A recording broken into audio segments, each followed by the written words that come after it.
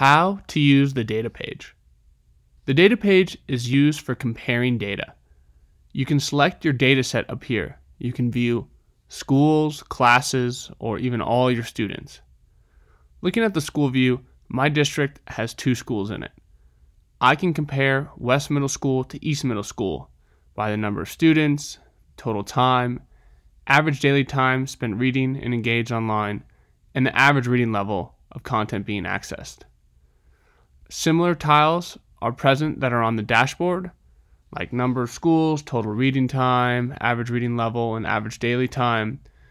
And more filters works just like the dashboard as well. So we can look at these 2 schools.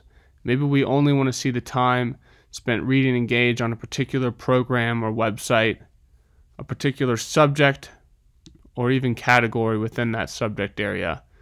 Just make sure to hit Apply Filters and it will change all the data below. We can even go look as granular as a student. We can view all of our students, compare data with similar filters, and even click on a student's name to go visit their dashboard. You can also export any of the filters that you make.